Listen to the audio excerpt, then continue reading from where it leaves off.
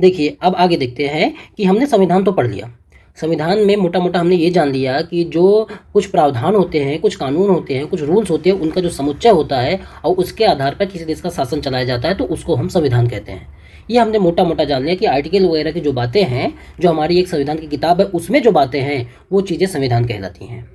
अब हम उसके दूसरे पार्ट में, क्योंकि हमारे जो सिलेबस है उसमें इंडियन कॉन्स्टिट्यूशन और इंडियन पॉलिटी दिया हुआ है, तो हमने कॉन्स्टिट्यूशन तो पढ़ लिया, समझ लिया क्या है। अब हम देखते हैं कि जो राज्य व्यवस्था होती है वो क्या होती है, और इन दोनों के जब पढ़े लेंगे हम, जान जाएंगे, तब इसके दोनों के अंतर को जैसे ही जानेंगे तब हमारे दिमाग में एक स्पष्ट इमेज बनेगी कि हमको हमारा सिलेबस क्या है और हमको पढ़ना क्या क्या है। तो अब देखते हैं कि राज्य व्यवस्था क्या होती है। तो जैसे संविधान जो होता है दोस्तों, वो एक सैद्धांतिक चीज़ है। हमारे जो मतलब कि जो संविधान की बुक है उसमें जो चीज़ें दे दी गई वो चीज़ें संविधान के अंतर्गत आती हैं, और वो एक सैद्धांतिक चीज़। सैद्धांतिक का क्या मतलब है? सैद्धांतिक का मतलब है कि जो चीज़ें उसमें लिखी हैं, क्या किया जाना चाहिए, कैसा हमारा देश समाज होना चाहिए, कैसे हमारे एजुकेशन सिस्टम होना चाहिए, कैसी हमारी अर्थव्यवस्था होनी चाहिए, सामाजिक व्यवस्था होनी चाहिए, वो संविधान हमको बताता है। लेकिन क्या व्यवहार में वैसी चीज़ें होती हैं? नहीं होती हैं। तो व्यवहार में जो चीज़ें होती है उसको हमारी राज्य व्यवस्था बताती है। तो पहले इसको आप पढ़ लीजिए, फिर मैं एक एक चीज़ को एक्सप्लेन करते जाता हूँ। देखिए, राज्य व्यवस्था संविधान का अनुप्रयोग है, उसका जो एप्लीकेशन है ना, जो हम राज्य व्यवस्था का मतलब है कि जब हम संविधान को अप्लाई करते हैं तो, या व्यवहार में जब संविधान को लागू करते हैं तो उनसे कुछ विषय और मुद्दे उभर कर सामने आते हैं। राज्य व्यवस्था को जब आप अप्लाई करते हैं तो उनसे कुछ मतलब कि विषय और मुद्दे उभर कर सामने आते हैं, जिन्हें सामूहिक रूप से हम राज्य व्यवस्था की संज्ञा देते हैं। एक एक चीज एक्सप्लेन करूंगा, आप बस सुनते जाइए। राज्य व्यवस्था के प्रमुख तत्व क्या हैं? तत्व हैं इसके: संसद के कानून, न्यायपालिका के निर्णय, संसद संस्थाएं और उनसे उत्पन्न होने वाले मुद्दे, और जाति, धर्म, क्षेत्र, भाषा आदि कारक और उनकी राजनीति में भूमिका। इन सब चीज़ों से मिलकर राज्य व्यवस्था बनती है। देखिए, अब ऐसे आपको नहीं समझ में आया होगा, अब मैं एक एक चीज़ समझाता है। मुद्दे का क्या मतलब है कि अगर हमने संविधान को लागू किया तो उनसे मुद्दे उभर के आए, तो मुद्दे का क्या मतलब है? मुद्दे क्यों उभर के आते हैं? क्योंकि संविधान जो है, संविधान एक किताब है। देखिए, जब लागू किया गया और हमारे मतलब कि जो समाज होता है वह गतिशील समाज, मतलब उसमें गतिशीलता होती है, समाज हमेशा चेंज होता रहता है, परिस्थितियां बदलती रहती हैं। तो जब संविधान लिखा गया था तो उसी समय सारी चीज़ें तो लिखी नहीं जा सकती, और अगर संविधान में संशोधन भी होता है समय समय पर तो इकट्ठे इतनी सारी चीज़ आती हैं, तो अगर संशोधन करके आप डालते जाए तो बहुत बड़ा पुलिंदा बन जाएगा। तो हर चीज़ संविधान में लिखी नहीं जा सकती, और उस समय की जो परिस्थितियां थी, हमारे जो संविधान निर्माता थे वो चीज़ आज की चीज़ों से अनभिज्ञ थे। उनको बहुत सारी चीज़ों का तो अंदाजा था, लेकिन कुछ इशू जो आज उभर के आते हैं उनको उसी समय नहीं पता चल गया। अगर जैसे कर्नाटक में हिजाब का मुद्दा है तो 1950 में या जब कानून लागू संविधान बनाया गया तो उस समय उनको ये आइडिया नहीं था कि कर्नाटक में हिजाब का मुद्दा उठेगा। तो अगर उनको ये मालूम होता तो शायद वो संविधान में प्रावधान कर देते उसी टाइम पे। लेकिन हर चीज़ें संविधान में लिखी नहीं गई हैं, क्योंकि समाज बदलता है, देश बदलता है, परिस्थिति बदलती है, और उसके अनुसार उसमें संशोधन होता है, और जो उसका जो एप्लीकेशन वाला पार्ट, जो व्यवहारिक चीज़ें होती है, वो हम जो पढ़ते हैं तो उसको हम राज्य व्यवस्था के अंतर्गत रखते हैं। हिजाब का मुद्दा जैसे आया कर्नाटक में, तो कर्नाटक हाईकोर्ट ने इसको सही माना, और उसका स्रोत क्या बताया कि हमारा जो संविधान है, देखिए मूल चीजें सैद्धांतिक रूप से संविधान से आएंगी, और उसके जो व्यवहारिक चीजें हैं, अब हिजाब का मुद्दा जो है संविधान में कहीं नहीं लिखा हुआ है, लेकिन जब न्यायपालिका इस पर निर्णय देगी तो कहाँ का रेफरेंस लेगी? संविधान का रेफरेंस लेगी कि हमारा संविधान जो है धर्मनिरपेक्षता को, समानता को, इक्वालिटी को, सबके अधिकार को बराबर तरीके से तौलता है। और उस आधार पे कर्नाटक हाई कोर्ट ने, जो कर्नाटक सरकार का निर्णय था कि हिजाब जो है, जो मतलब स्कूलों में बैन होना चाहिए, उसको सही माना, क्योंकि इसका स्रोत जो है वो संविधान को ही ढूंढते हैं। संविधान में कहीं नहीं लिखा है कि ये जो मतलब हिजाब है ये संविधान में के तहत है, लेकिन व्यवहार में ये मुद्दा उभरा तो संसद मतलब कि वो जो कर्नाटक सरकार है इस पर कानून बनाई। तो जैसे मतलब कि धर्मनिरपेक्षता जो है हमारे संविधान में है, समानता हमारे संविधान में है, और जैसे मतलब अधिकार की बात हमारे संविधान में है, तो जो अधिकार की बात, जो समानता, ये सारी जो चीज़ें हैं, जो धर्मनिरपेक्षता, ये हमारे संविधान में है। तो ये हो गया संविधान का पार्ट। लेकिन जो हिजाब के लिए कर्नाटक सरकार ने कानून बनाया, ये क्या हो गया? ये राज्य व्यवस्था का पार्ट हो गया। अब देखिए, दूसरा एग्जांपल से समझाता हूँ कि जैसे हमने मोटा मोटा ये समझा कि संविधान सैद्धांतिक चीज़ है, ये बताता है कि नीतियाँ कैसी होनी चाहिए, उसका स्वरूप कैसा होना चाहिए, ये सारी चीज़ें बताती है। अब देखिए, जैसे आर्टिकल 17 है, संविधान का एक आर्टिकल 17 है, वो क्या बताता है? आर्टिकल 17 बताता है कि अस्पृश्यता जो है, जो छुआछूत है, इस अस्पृश्यता, इसका अंत किया जाता है। और जो अस्पृश्यता होगी, अगर कोई करता भी है तो उसको वो एक दंडनीय अपराध होगी। अब इतना तो लिख दिया गया संविधान में। और जो हमारे संविधान निर्माता थे शुरुआत में, उन्होंने पहले तो यही घोषणा कर दी कि अस्पृश्यता का अंत किया जाता है, लेकिन वो हमारे समाज से परिचित थे कि कोई ना कोई मतलब कि समय के अनुसार ये चीज़ें अचानक से चली नहीं जाएंगी, तो इसमें कुछ इशू आते रहेंगे। तो अगर उसके कोई भेदभाव किया तो उसको मतलब कि इसका जो विधि के अनुसार उसको दंड दिया जाएगा, ये संविधान निर्माता ने लिख दिया। लेकिन आर्टिकल 17 हमको ये नहीं बताता है कि मान लो जैसे देखिए, अब कोई व्यक्ति ए है और कोई व्यक्ति बी है। ए जो है बी के प्रति अस्पृश्यता करता है, छुआछूत की भावना करता है या उसके साथ भेदभाव करता है। अब ये मुद्दा गया मान लो कि जज के पास। अब जज क्या ने देखा कि हाँ ये मतलब ए ने बी के साथ अस्पृश्यता तो की है, आरोप सही है, लेकिन अब जब देखता है कि हमारे आर्टिकल 17 में ये तो बताया गया है कि भाई दंडनीय अपराध है, लेकिन इसके लिए दंड की कितना होगा, जो दंड होगा कितना होगा, कैसा दंड होगा, इसकी व्याख्या तो की नहीं गई है। अब दंड जो होते हैं बहुत तरीके के हो सकते हैं, अर्थदंड हो सकता है, कारावास हो सकता है, मृत्युदंड हो सकता है। अगर इसको हम जज के ऊपर छोड़ दिए तो कोई सा भी दंड दे सकता है कि मामले में हर मामले में अलग अलग चीज़ें देखने को मिलेगी। 3 लोग फंसे, तीनों को लिए अलग अलग दंड हो जाएगा। तो जज जब देखता है कि भाई आर्टिकल 17 में हमारे लिए कुछ भी नहीं दिया गया है, तो इस चीज़ के लिए तो जब हमारा संविधान भी इसके विषय में नहीं बताता है। अगर संविधान ये सब चीज़ करेगा, एक एक चीज़ बारीकी से बताएगा, माइन्यूट तरीके से बताएगा, तो संविधान बहुत बड़ा हो जाएगा। तो व्यवहार में इसका हमारे मतलब कि सॉल्यूशन क्या होता है, तो हमारे यहाँ जो सॉल्यूशन होता है कि संसद इसके लिए कानून बनाएगी।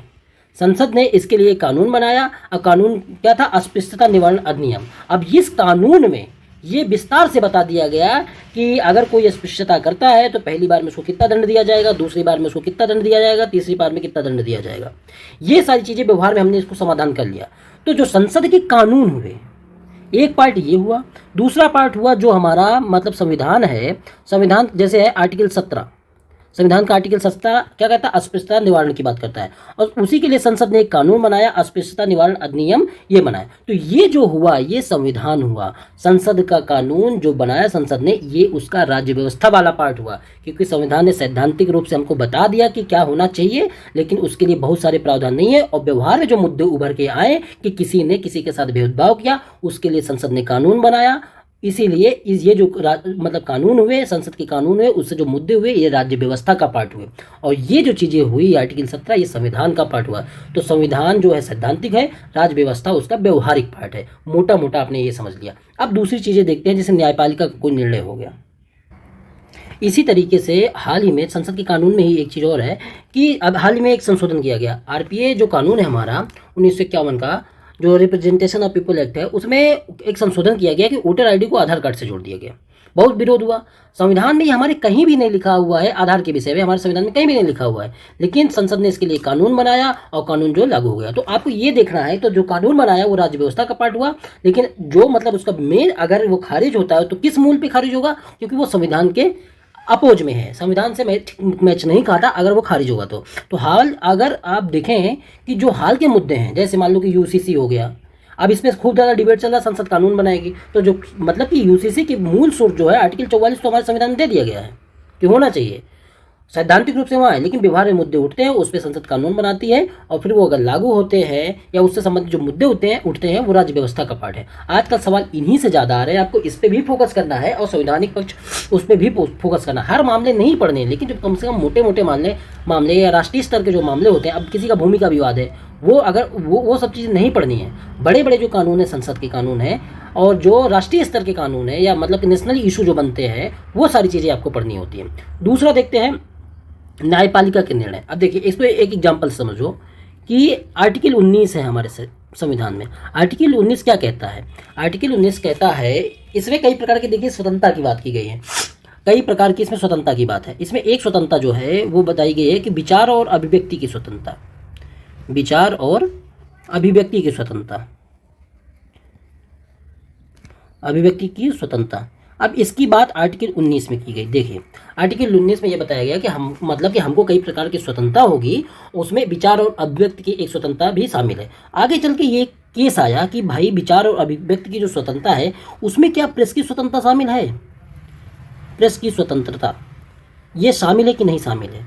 तो देखिए आर्टिकल 19 ये तो हो गया संविधान, लेकिन प्रेस की स्वतंत्रता ये संविधान में मतलब कि ये इसके तहत है कि नहीं है, तो इसमें सुप्रीम कोर्ट ने एक निर्णय में मतलब कि ये निर्णय कौन सा था, एक केस था कि इंडियन एक्सप्रेस जो न्यूज़पेपर है, न्यूज़पेपर केस 1985 का, इसमें सुप्रीम कोर्ट ने यह निर्णय दिया कि प्रेस की स्वतंत्रता इसमें शामिल है और प्रेस की स्वतंत्रता को भी विचार और अभिव्यक्ति की स्वतंत्रता है और ये उनका मूल अधिकार है। तो ये चीज़ें सुप्रीम कोर्ट ने कह दी। तो आप देखिए मूल रूप से ये हमारे संविधान में नहीं था, लेकिन व्यवहार में ये मुद्दा आया तो सुप्रीम कोर्ट ने ये व्याख्या की, तो सुप्रीम कोर्ट के अगर ये निर्णय हुए तो ये हो गए राज्य व्यवस्था के पार्ट, और उसका मूल सोर्स क्या है, जो सैद्धांतिक रूप से आर्टिकल 19 ये है संविधान का पार्ट। इसी तरह EWS का मुद्दा था, संविधान मतलब कि हमारी संसद ने कानून बनाया और उसका जो आधार उन्होंने आर्टिकल 16 दिया, 15 दिया, उसके आधार पर कानून बनाया, तो वो किसका पार्ट हो गया, EWS जो हमारा मतलब कि आरक्षण का कानून आया वो किसका पार्ट होगा, वो राज्य व्यवस्था का पार्ट हो गया। उसका आधार क्या है, संविधान है, संविधान सैद्धांतिक रूप से चीजें हो गई। तो ये हमने देख लिया। इसी तरह समलैंगिकता का मामला, सबरीमाला का मामला, जो भी मामले हैं वो राज्य व्यवस्था के पार्ट है। आजकल सवाल इनसे ज़्यादा आ रहे हैं, तो आपको दोनों चीज़ें पढ़नी है। 50% ही होगा अगर केवल आपने संविधान अकेले पढ़ा। अगर ये इशू नहीं पढ़े तो UPSC मेंस का अभी एग्जाम हुआ है 2-3 दिन पहले, उसमें पॉलिटी के पेपर आप एनालिसिस करिए, एक भी सवाल ऐसा नहीं है जो आपको करंट के मुद्दे जो है उनसे जोड़कर सवाल ना हो। तो आपको ये तो जरूर ही पढ़ना है। 50% इसमें से है, आपको सैद्धांतिक रूप से संविधान भी पढ़ना है, व्यवहारिक रूप से राज्य व्यवस्था पढ़नी है। और जब दोनों को आप ढंग से समझ पाते हैं तो आप जो सवाल के आंसर लिखते हैं वो ढंग से लिख पाते हैं और आपकी जो समझ बनती है वो भी बेहतरीन तरीके से बनती है। एक और केस हुआ गुलाम नबी आज़ाद केस। गुलाम नबी आज़ाद केस 2020। जम्मू कश्मीर में आर्टिकल जब 370 हटाया गया तो बहुत दिन तक इंटरनेट को बैन रखा गया। तो उसी पे जो सुप्रीम कोर्ट ने मतलब कि गुलाम नबी आज़ाद ने केस किया सुप्रीम कोर्ट में, तब उसी मामले में सुप्रीम कोर्ट ने ये कहा था कि जो इंटरनेट का अधिकार है, बहुत दिन तक इंटरनेट बंद रखा गया था वहाँ पे, तो जो इंटरनेट का अधिकार है ये लोगों का मूल अधिकार है, मौलिक अधिकार है। तो इंटरनेट को फंडामेंटल राइट का अधिकार किसमें दिया गया, गुलाम नबी आज़ाद केस में सुप्रीम कोर्ट का द्वारा। तो ये कहीं भी संविधान में लिखा नहीं था, लेकिन व्यवहार में ये चीज़ें आई, संविधान से उभरी, तो ये राज्य व्यवस्था का पार्ट हो गई। आपको मोटा मोटा सारी चीज़ें समझ में आ गई होगी। अब और एक चीज़ देखते हैं, तीसरी चीज़ ये है, देखिए 1 मिनट, ये संस्थाओं के विषय में कि संस्थाएं और उनसे उत्पन्न होने वाले मुद्दे। अब देखिए पहले हम ये समझ लेते हैं कि विभिन्न तरीके की जो संस्थाएं होती हैं वो कौन कौन सी होती हैं। उसको आप समझ लेंगे तो आपके मन में बहुत सारे जो डाउट्स होते हैं संस्थाओं को लेके वो भी दूर हो जाएंगे। तो देखिए विभिन्न जो संस्थाएं थी और उनसे उत्पन्न होने वाले विषय। अब मानवाधिकार से कोई अगर विषय उत्पन्न होता है तो उसमें मानवाधिकार से जुड़ी जो संस्थाएं हैं या महिलाओं से जुड़ा कोई विषय उत्पन्न होता है तो उससे जुड़ी जो संस्थाएं हैं वो डिबेट में आ जाती हैं या उनकी भूमिका डिबेट में आ जाती है कि इनका क्या कार्य होता है। तो ये सारी चीज़ें जो होती हैं ये राज्य व्यवस्था की मतलब कि राज्य व्यवस्था के दायरे में आती हैं। इसी तरीके से सभी मतलब कि ये होता है कि जाति के नाम पर, धर्म के नाम पे, क्षेत्र या भाषा के नाम पे वोट नहीं मांगना चाहिए, लेकिन हमारे यहाँ पे इन सब चीज़ों के नाम पे वोट मांगी जाती है, इन सब की राजनीति में भूमिका होती है। तो इनसे जो विषय उत्पन्न होकर आते हैं वो राज्य व्यवस्था का पार्ट होते हैं और हमको वो भी पढ़ना चाहिए। तो मूलतः अभी तक हमने क्या देख लिया दोस्तों, देखिए हमने ये देखा कि जो भारतीय संविधान और राज्य व्यवस्था का पार्ट हम देख रहे हैं, तो उसमें सबसे पहले हमने देखा कि संविधान क्या है। तो संविधान को हमने जान लिया कि ये उन प्रावधानों का समुच्चय है जिसके आधार पर किसी देश का शासन चलाया जाता है। और फिर हमने ये देख लिया कि शासन क्या है, कि सार्वजनिक जीवन का जो संचालन होता है वही शासन होता है। फिर आगे क्या देखा हमने, जो संविधानवाद है और संविधान में क्या अंतर होता है ये चीज़ें देख ली।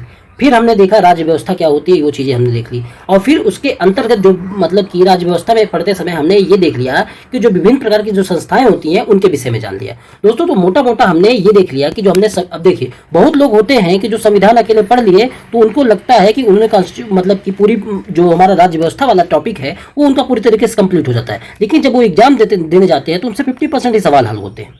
वो क्यों? क्योंकि उन्होंने सिर्फ कॉन्स्टिट्यूशन पढ़ा और उसी को पूरा का पूरा पॉलिटिकल सिस्टम समझ लिया। लेकिन जब तक आप राज्य व्यवस्था का भी पार्ट नहीं पढ़ेंगे तब तक आप पूरी तरीके से सवाल हल नहीं कर पाएंगे। इसीलिए हमारा जो पढ़ने का तरीका होगा वो संविधान भी लेके चलेंगे हम, और उनसे जुड़े अगर कोई मुद्दे होते हैं तो उसको भी साथ में लेके चल जाएंगे। तो इसके सैद्धांतिक पक्ष पे भी बात करेंगे, उसके व्यवहारिक पक्ष पे भी बात करेंगे। दोनों तरीके के जब हम जोड़ के चलेंगे तब हमारा जो विषय होगा, जो हमारा टॉपिक होगा पूरी तरीके से कंप्लीट होगा। जैसे अब आर्टिकल 19 की बात करें, स्वतंत्रता की बात करें, और स्वतंत्रता से जुड़े जितने भी मुद्दे आते जाए, चाहे प्रेस की स्वतंत्रता हो जाए या आर्टिकल 21 की बात करें, और उसमें बहुत सारे जो अधिकार, चाहे निजता का अधिकार, सोने का अधिकार, जीवन का अधिकार, 75 तरीके के जो अधिकार की व्याख्या कर दी सुप्रीम कोर्ट ने, अगर उन अधिकारों को ना पढ़े तो फिर ये हमारा टॉपिक पूरी तरीके से कंप्लीट नहीं होगा। तो जब तक हम पॉलिटी और उसका जो कॉन्स्टिट्यूशन दोनों को साथ में ले चलेंगे तभी हमारी ये तैयारी कॉम्प्रिहेंसिव तरीके से होगी। तो दोस्तों इस वीडियो में हमने क्या देख लिया कि हमने मोटे तौर पे जो राज्य व्यवस्था है और जो हमारा संविधान है उसके बीच के अंतर को समझा, हमारा सिलेबस क्या है, क्या हमको पढ़ना है, उस चीज को हमने समझा।